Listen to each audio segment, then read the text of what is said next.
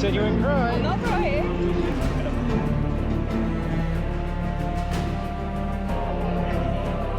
Good luck, everybody. Oh, les athlètes, ils sont forts.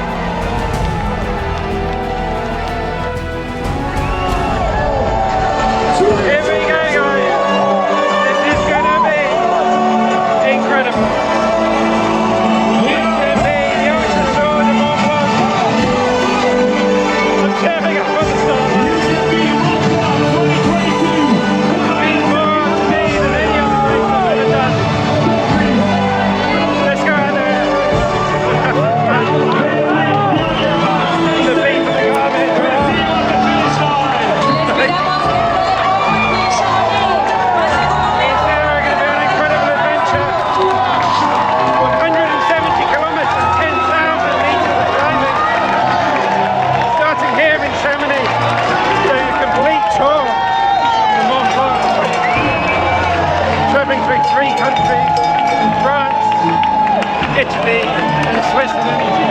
Some of the most amazing, beautiful scenery anywhere in the world. Here we go, guys. We're off.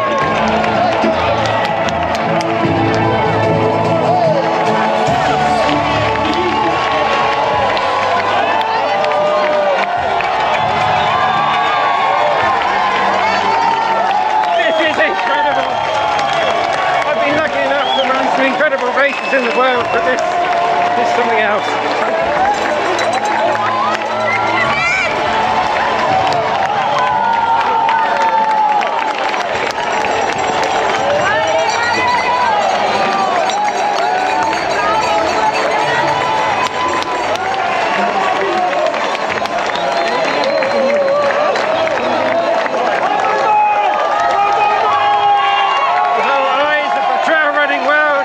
Germany this weekend, the biggest race you could ever dream to run as a trail runner.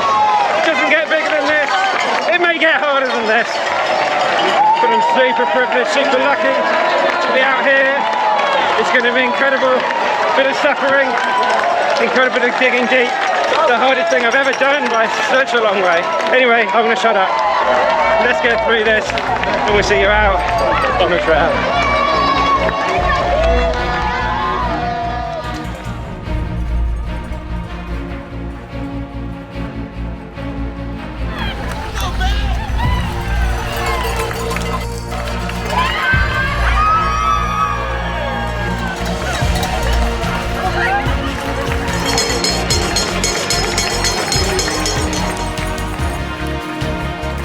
How you doing, mate? Very good. You're moving quite well. Yeah, my feet are a bit sore, but my legs feel good. Okay. Have a great run, mate. Yeah. Enjoy.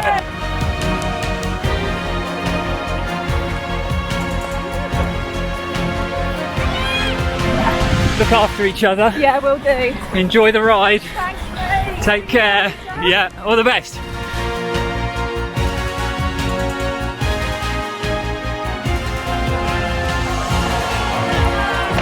Right guys, just like that, we're 2k in, 168k to go. Haven't even got to 100 miles to go.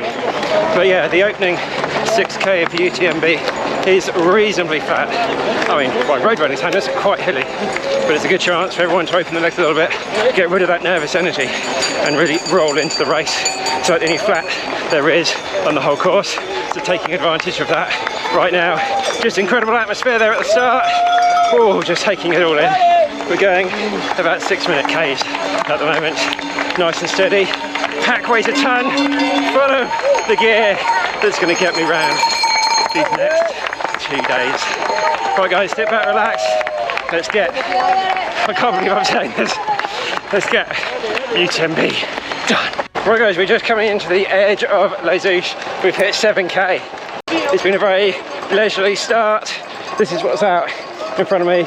Got a train just heading up to Tammany there, and everyone's going around. So many people out with the cowbells and crowds and supporting everywhere. But this is now going to be the start of our first climb. we're just going to head through the first little aid station, just fluids only. I'm going to top up the bottles and just relax. Starting this race very, very steady.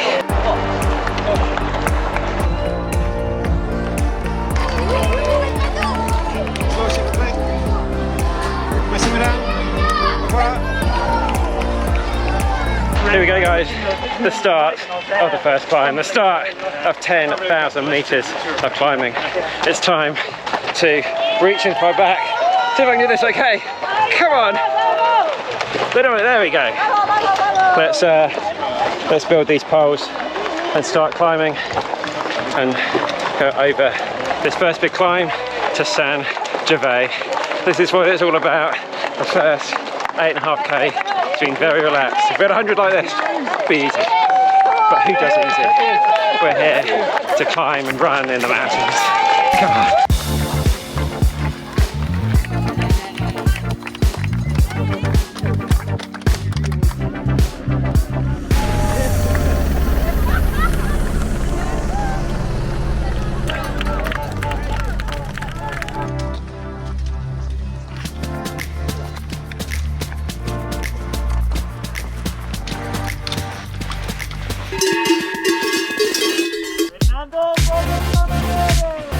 Right guys, so we just came out to 15k in, the sun is setting on the first day. 2 hours 11 minutes gone so far, and so reaching the top of the first climb. It is chilly up here. The forecast is set to get down to about 0 during the race at the top of some of the cols. So in the back we've got all sorts of warm gear for that. But yeah, let's have a chat about goals for the race. Well, quite frankly, I just want to finish. That really is the only goal here today. If you're new to the channel, I'm a 2:25 marathon, run a half in 67 minutes. Don't want to big myself up, but I can accomplish some cool things on the road. But I'm very, very much a fish out of water in this environment. I like to try, but I'm not very good if you're talking about times and performance point of view. But still, I love a challenge. And this is about the biggest challenge as you can get. And so just here to get that finish, embrace it, to suffer and to have an incredible experience with a couple of thousand other people from 100 other countries around the world. Just beautiful scenes in front of me now as darkness is setting, and yeah, just trying to keep things as easy as we can for the time being. Right, let's enjoy this downhill into San Gervais.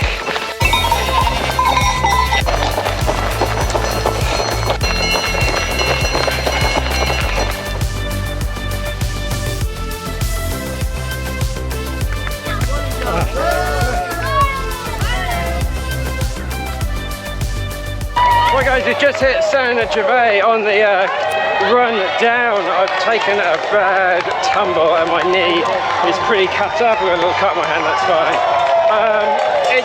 I can't deny it hurts. So we're going to check in with the medical supply team here in San Gervais. Just get it cleaned up. There's no way I'm stopping or anything. No distance, no trouble with that.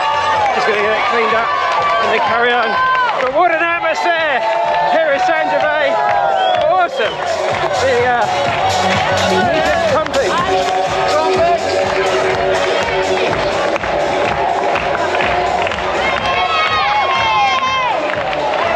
Come on. Oh, the French certainly do know how to put on a trail race. Well, yeah, this is the UTMB, the greatest trail race in the world. Wow.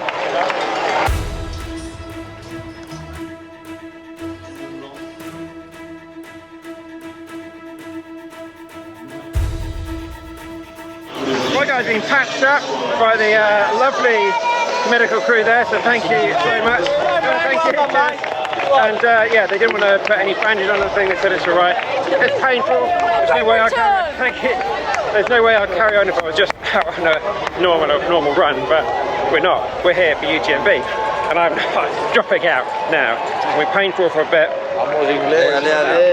Crack on. So yeah, next stop, Contamine. my French is not too good, where we've got a proper aid station and we'll be meeting Jenny, our first crew person. Right, let's crack on, get out of Saint Gervais. A little bit worse for wear than I was wanting. Thank you. And let's get this.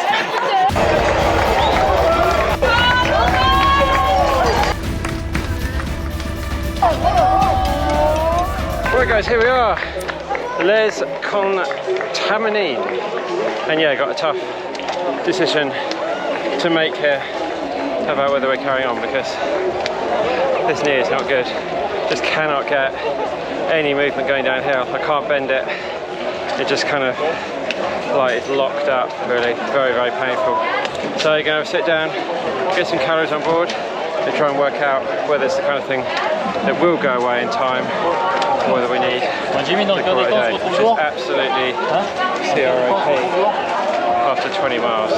Feeling absolutely great, and that's just a ridiculous thing. Feeling fine, loads of energy, hydrated, really good. But yeah, we'll see. Right, super thanks to Jennifer for bringing our supplies here. Sarah's just getting an Orangina down, and I can't bend my leg. So I don't know whether to go in the medical tent or just carry on, but it is sorry. Why can't it move like that one?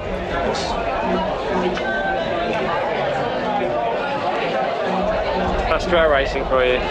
Thanks very much. Thank you. Right, I'm kind of limping out of this aid station, but I'm hoping that's because I've been standing still. I'm hoping. And once we start moving again, I'm hoping it's just going to free up, but it's annoying. I feel completely fine everywhere else. Right, enough whinging. Let's get back out here, start marching, and get to the next one.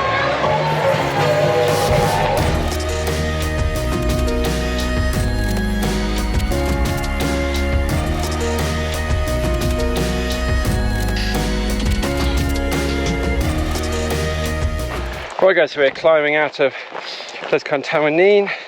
Oh, I'm going to get ripped in the comments for my pronunciation of that. And yeah, I really can't run.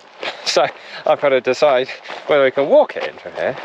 I don't even know if that's possible. But anyway, these things are sent to test us. And yeah, it's really tough. I never seem to get much of a break on trail running. Roads is just so much easier. But yeah, like I got in some awesome mountain sort of running shape at the start of 2020, just before I broke my ankle in a skateboard accident, and that set me back. And yeah, running has been super difficult really over the last couple of years since that, with a lot of doctors saying that I could never be able to do this again. So I wanted to come here today to prove a lot of those people wrong. And I know we're still moving, we're still walking, we're still in the race, but right now it seems unlikely that we're going to be able to carry on. But I'm trying to stay positive. I've got a lot of big whys of people I want to prove wrong. I've got into this race in 2020 after some good, well, not good, okay performances in 2019 to qualify. Had to defer and defer again. Now coming back with metal and plates and stuff in my ankle. Feel like I could do with some of that in my knee at the moment, but that's life. You know, at the end of the day, I'm choosing to come out here and suffer. There's plenty of hundreds of thousands of millions of people in the world that suffer through no fault of their own, living and surviving in awful conditions. At the end of the day, I'm out here. What on earth have I got to complain about? It's a beautiful setting. We've got some lovely, I'll get it on my iPhone in a minute, people snaking up the mountain ahead of us. I'm healthy, I'm strong, I've bust my knee, but I've got a smile on my face. But we'll see. As you guys know, I'm a very optimistic person. I'm not sure if my optimism is enough to get out of this situation, but we're going to give it our all.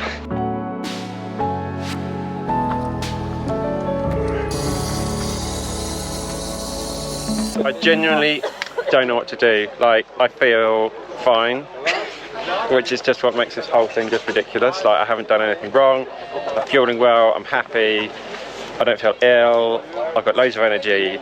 Normally in ultras it's down to me messing up, and obviously I've fallen over, like, but I feel like I've just had a really tough break, and that is probably bringing my race to an end. But Sarah's still here, feeling alright. Yeah, I'm just sad for you. That's life. I'll stick to the roads. You do this. It's not funny. It's funny just with how ridiculous it is, and how you can train for a race and then it all just go wrong just from like in a split second. But if that's not a little metaphor for life of trying to make the most of it. Split second I fell off my skateboard and broke my ankle. Split second I fell over a tree root, and here we are.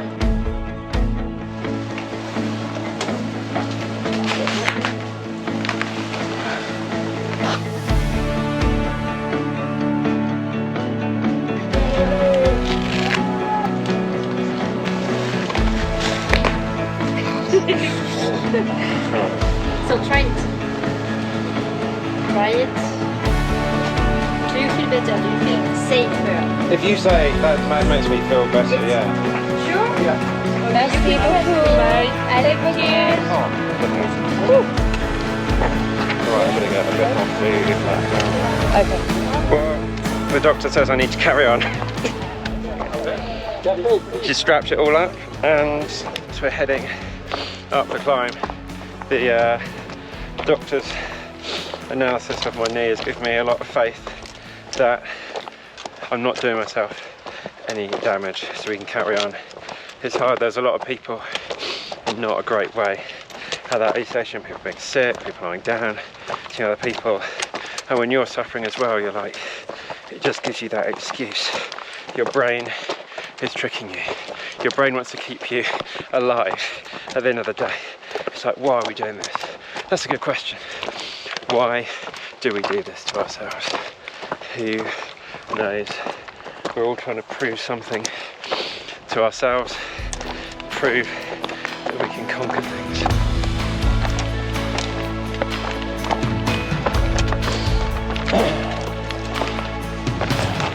Whatever life throws at you, you just gotta smile and keep putting one damaged knee in front of the other. How much do you love that view, Sarah? Yeah. So they haven't got the red lights mandatory, but it's still awesome to see some people flicking up ahead. Yeah, you're flashing away.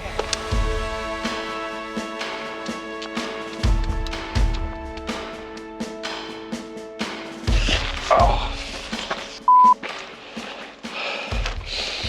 Excuse my French, but yeah, this is going to be the end of the race.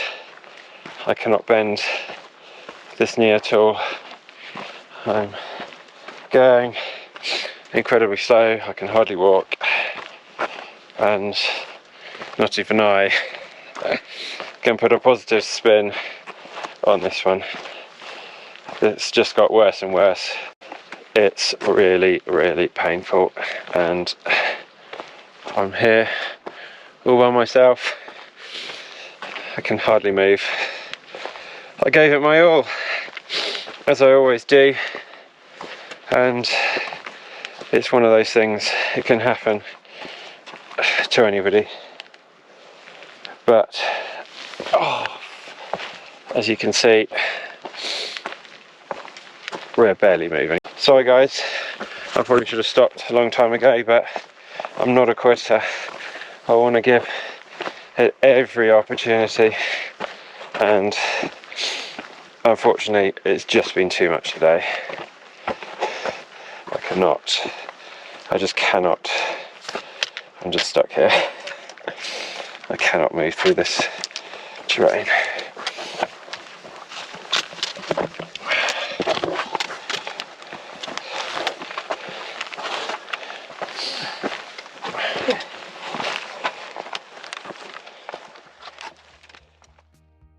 Well guys, you're now joining me, not up a mountain, but here back in London in Greenwich Park. And so I'll take you through what happened over the next sort of few hours and such. So Sarah was actually quite far ahead at this stage.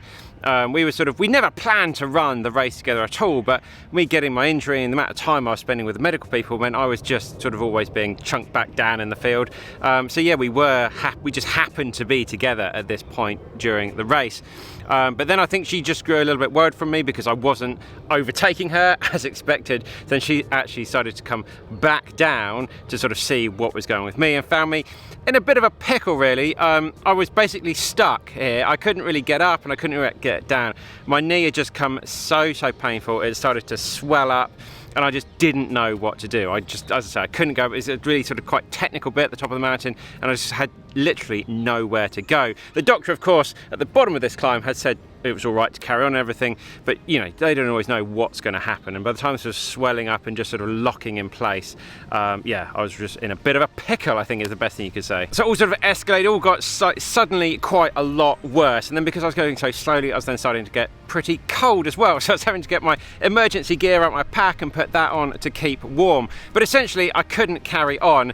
But I was on the side of this mountain. It's at 2 o'clock in the morning. I've been trying to run on this dodgy knee for about 6 hours. So we had to phone for some help, or Sarah came back and she phoned for some help. So there was a refuge right at the top of this mountain, which was about 500 meters away. So people came down from that, sort of, I wouldn't say rescued me, but I had to be like this with them to get up to the top of the mountain to the refuge. I wasn't sure where Sarah was exactly with this because I was sort of dealing with those medical people. And yeah, she obviously just wanted to stay by me, stay close and make sure that everything was going to be okay. And then unfortunately, kind of by the time we got to the refuge, Sarah's race was sort of done because she had just run out of time through all of this going on. I'd really urged her to carry on so much during the preceding like 3-4 hours every time we met. It's like, no, I'm fine, carry on. But it's just difficult when there's couples out there during the same race and you're really feeling for someone and the race kind of goes out the window to look after your partner, and that's kind of what happened here. And then we got to this refuge. Now this wasn't actually like an official point on the course, it was just a refuge which hikers and things and runners as well use to spend the night during the mountains. So we weren't anywhere near one of the like official aid stations, but they had a load of medical people at this thing to help people that were getting difficulty on this part of the course. It was extremely isolated as well. So yeah, we basically spent, I don't know, probably about 3 or 4 hours there just until sunrise came up so we could basically walk back down off the mountain. I really didn't fancy trying to get off this mountain under the sort of cover of darkness as such, so waited for the sunrise to come up, which would just make things a little bit easier. So I walked back down. You can see some footage of me not looking very happy at this situation right now. It was about 5k to get down to like the official checkpoint. It took about 3 hours to do that. So yeah, really I was in a lot of discomfort at this point. The knee would really started sort of swollen up and I just couldn't get any bend in it whatsoever. We'll come on to exactly what this injury is a little bit later on in the video. And then by the time we got down to this aid station, everyone had gone. It was completely and utterly deserted. Just this tiny little sort of, I don't really know what this was, tiny little hamlet. There was nobody there, no phone reception, absolutely nothing. We were just there by ourselves thinking, what on earth are we going to do now? Luckily there's a shop that you could get some satellite Wi-Fi from. You could buy some satellite Wi-Fi. So we managed to get in touch with our friend back in Chamonix. And he went to the UTMB office and they said, don't worry, we're going to send someone out to go and collect them. Well, we waited here for about 6 hours and clearly no one was coming. It wasn't much fun, waited there for 6 hours. But then luckily there was a tour bus that just happened to be giving people rides up and down this mountain. And they said they were going back to their depot in Bourg, Saint-Maurice at about 6 o'clock that evening. So we managed to hitch a ride with them back into town. We thought from that town we then might be able to catch a train to Chamonix, but the train was about 8 hours and it was leaving the next day, so we're going to have to spend a night in Bourg. It was one hell of a day. And so we just went and got a pizza and thought, what can we really do? And in the end, we just had to hail a taxi and get a taxi back to Chamonix, which cost just a crazy amount of money. Just one of those things that happens when you get stranded. Basically, if you're going to drop out from a race, make sure you drop out at an aid station, not sort of between. Yeah, just one of those sort of really odd things that happen. It's just really a case of so much wrong place, wrong time. Had I sort of dropped out at an aid station or something, none of this would have happened. It was just from where we were, such an isolated part of the course at the top of this refuge was about 2,700 meters at altitude. And yeah, just really unfortunate situation. So in terms of the accident and what happened, I was running down into Saint-Gervais and just hit a tree root.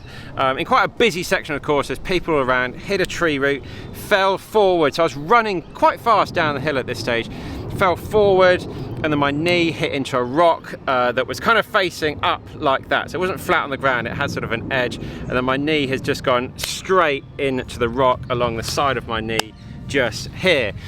And so where we are about a week later, there's a lot of scar tissue in there. My massage therapist has got in, there's a lot of scar tissue, a lot of bruising. The swelling has gone down quite a lot. I know in the video it doesn't look that bad. It just looks like I've fallen over and got a little cut and everyone's like, oh, it doesn't look that bad. But yeah, there's a lot of damage, unfortunately, inside that knee.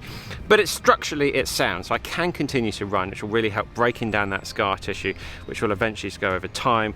And a lot of the bruising's gone now as well. But I've fallen over loads during my many thousands of kilometers running out on the trails. Fall over all the time. It's just one of those things that goes with racing.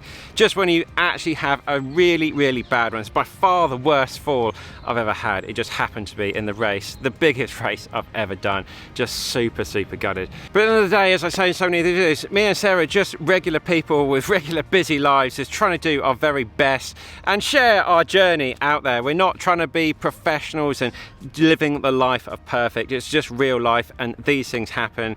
You know, I'm not sure exactly what the finish rate in UTMB is. It's around 50-55% of the people that start will finish. It's incredibly difficult. Compare that to a marathon, it's well over 99% of people.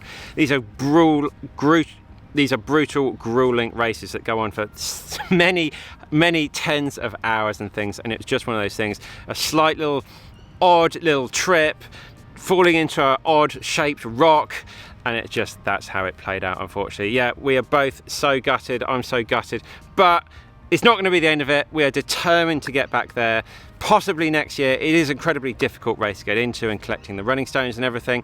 We're putting a plan in place to try and get back next year, if not the year after, if not the year after that. As some of you might know, at the start of the video, you might have seen me chatting with Jeff Pellinter. I never practiced your surname, Jeff, I'm really sorry, but I'll link to his videos down below. One of the most awesome storytellers, making some incredible trail running content out there. He's done Tour de Gien, Swiss Peaks 360, two of the absolute most crazy races in the world. Hopefully going to film some content with Jeff over at some point in the future. He's going to come to the UK, to the lakes, or we're going to go out to Canada, something like that. And also thanks very much to Lloyd as well, Lloyd Purvis, who had some footage at the start of the video of us running, and we'll hope to get together with Lloyd and film some stuff as well. So awesome to meet so many of you guys out there, some other creators as well. And overall the trip, we didn't get the result we wanted, nowhere near the result we wanted. But I've still got a smile on my face. This is just real life. These things happen. They're sent to test us. They're sent to make us stronger. When we get there in the end, it will mean that much more. A final positive, my ankle was absolutely fine. So although we didn't run on it for very long, that was my big concern in this race. It was absolutely fine, and no doubt we're gonna have many more happy trail miles together as soon as we get this knee sorted, and we're back to UTMB very, very soon. So that's it, guys. Thank you so much for all the love and support, the messages that came in after this, with the drama that happened, everything after the race, and no phone reception. We couldn't get back to everyone. But yeah, hopefully you enjoyed the video and saw the magic that is UTMB. It's just the most incredible race. And yeah, I urge you to go out and collect your running stones, and maybe give one of the other UTMB races a go, or maybe UTMB one day. It's just the most amazing thing. So yeah, we'll play out with a few little highlights from the start of the race again, and live that drama and all that fanfare and everything there, and we'll come back and we'll make the finish line video very, very soon, maybe next year, hopefully. That's it, guys. Lots of love. Thank you for the support, the Patreon legends, the supporters here on YouTube. Check out the website for the latest gear, and we'll see you very soon in the next one.